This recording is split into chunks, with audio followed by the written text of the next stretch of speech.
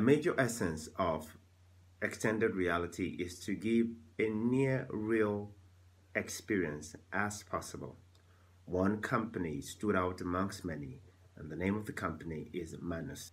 Joining us today as our speaker is the managing director of Manus, Mr. Bart Loosman. He will be speaking to us on the great things that they've been able to achieve over the years. Join me as we welcome Mr. Bart Loosman. Hello, Bart. Okay, so I'll introduce myself quickly again. I'm Bart, I'm the CEO of Manus, and I made a presentation on full body tracking to enhance immersion in VR. So what has been the problem in VR, at least in our opinion, it's always relative, is VR, and you see a lot of them these days, the VR chats and the VR online meeting apps. But they're all pretty much the same. They're always a floating head and two floating hands, because the hardware is a headset and controllers, gloves, the knuckles, and that's where it ends. This is functionally enough because it allows you to look around and grab objects and see the other. And there's been a lot of improvements in the past 8 years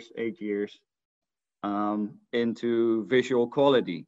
Better headsets came out, more pretty headsets came out, lighter weight headsets came out, standalone headsets came out. Same for hand tracking. That's what we're guilty of. Hand tracking improved a lot and went from just controllers to better controllers. There came the glove companies that said, let's put real hands in VR, the knuckles, like the hybrids. And now we are in an ecosystem that has amazing, absolutely amazing headsets and amazing hand tracking. But it's still a floating head and it's still just two floating hands. There are options for full body in VR, so if you want to go full. But the options are always expensive, high-end motion capture. I'm not going to name or blame, definitely not, but we can agree that it is expensive, especially for VR, where VR a tracker is 80 euros. Like VR is really consumer friendly. I'll admit we are not, by the way, but yeah, it's expensive. Either it's heavy or you need to put on a whole suit. So it just didn't really fit VR unless it was a real enterprise, nice, clean, like that allows you to go further. So our vision in this, being the glove company and thinking we want to do more, is we were saying we want to capture a full body and then project it into VR and do this technically without the need for hardware. It says without the need for heavy and expensive and complex hardware, but technically we want to do it without hardware. We just, for some reason, want to be able to, that's our vision, to control the light around you and then capture you and then project you somewhere else. So we started researching this. We talked actually to a few companies that are no longer in the market because they got acquired by Apple, which actually left another gap in the market for us, that projected us further in our current way of doing.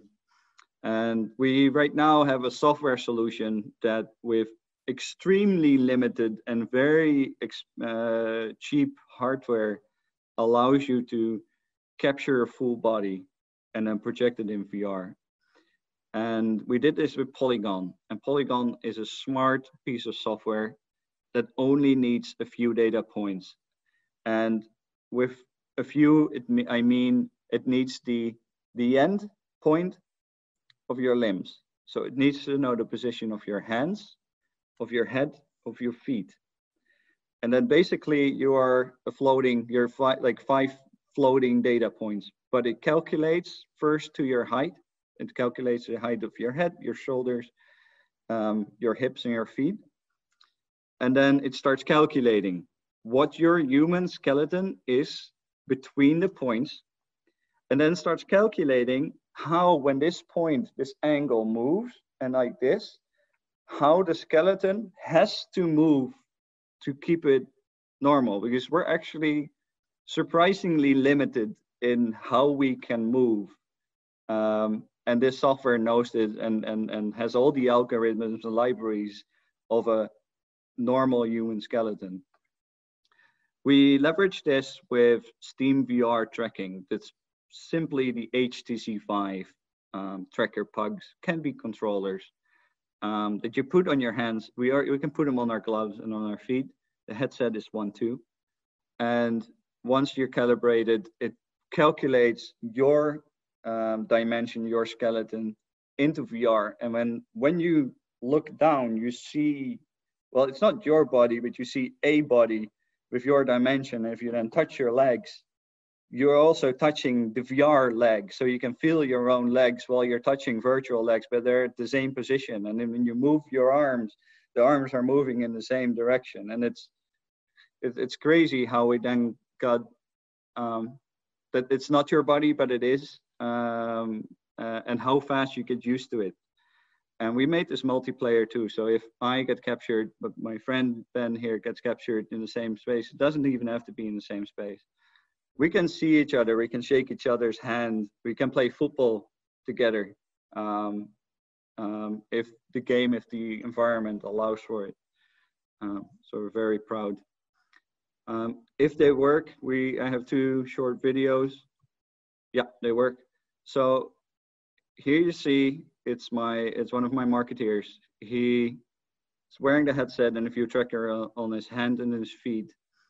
And on the back screen, you can see the avatar that's being captured. And you can see even really to the finger details. When he grabs the chair, you can see it. When he jumps, it calculates real time about 100 times per second on the Vive tracker, so it knows when you're jumping. And there it pushes away. And this is all software. It's software that knows his skeleton, knows his dimensions, and calculates constantly, like 1,000 times per second, calculates how he's moving around. And the other one is a short video of our multiplayer. So we made a VR environment where he teleported over, and here they're trying to shake their hands. So he puts on a tracker, they can wave to each other.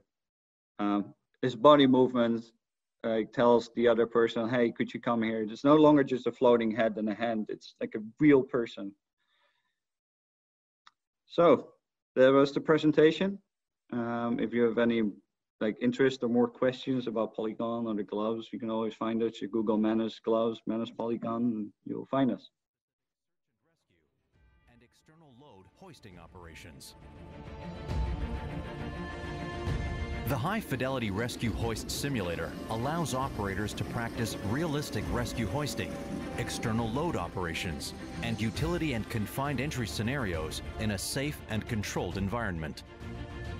The Rescue Hoist Mission Simulator features integration with flight deck and gunnery training systems, head, hand, and body tracking to allow for correct positioning when operating cable hoist and slung loads, cable motion and resistance synced with virtual environment, and on-the-fly mission changes controlled by SimLogic's mission software. A variety of effects, including wind loading, rotor wash, cable physics, and NVG. The Rescue Hoist Simulator is built to simulate various mission scenarios, including situational and spatial awareness, tactical over land, over ship, over rig, search and rescue, communications, prioritization, and confined entry.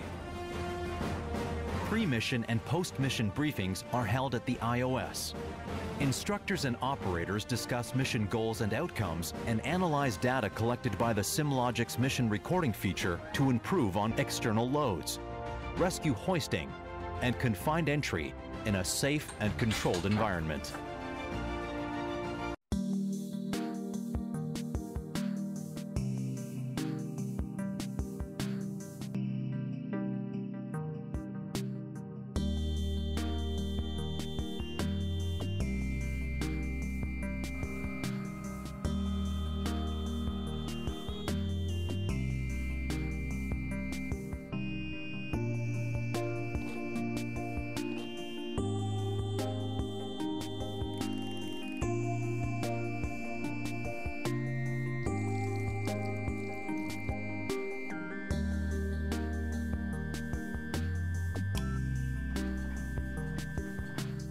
Amazing, amazing. And then this can also be like a connective tissue between AI and robotics and all the technologies, right? How do you see this aiding trainings in other sectors? The gloves for training? Yes. You mean? I'll be honest, we actually decided to move away a bit from training. We are developing, we have haptic feedback gloves. So gloves that not just do finger tracking, but have some haptic feedback on the fingers. When you need to touch a virtual object, you want an extra sensation. So you want to have the sensation of grabbing something, feeling it while you're seeing your hand grab the object. And that's where we try to come in. So for example, there's a virtual production line. You need to press the buttons, or there's a virtual car. We made a video of a virtual car where somebody was in the gloves and polygon and he was touching the dashboard and grabbing the steering. Yeah. So when you need that extra dimension, we are trying to add, not just as I said before, the wider, the more freedom in how and where you can move and finger track, but also get some added bonus and feedback on touching the virtual objects.